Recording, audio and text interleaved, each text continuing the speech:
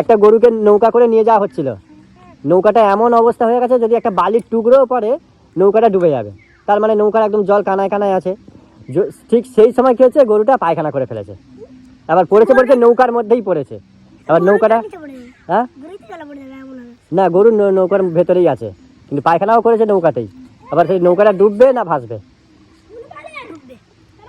বলো, বুদ্ধির প্রশ্ন, বুদ্ধির প্রশ্ন। আচ্ছা তুই বলছিস ডুববে, আবার কে কি বলছিস বল?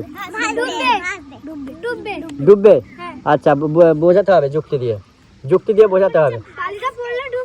বালি একটা পড়লে ডুবে যাবে। হ্যাঁ বল। নৌকাটার বালি একটু পড়ে গেলে কিন্তু সেটা ডুবে যাবে। ডুবে যাবে। পায়খানা করেছে, পায়খানাতে একটু পড়লে তো সেটা ডুবে যাবে, ডুববে। ডুববে।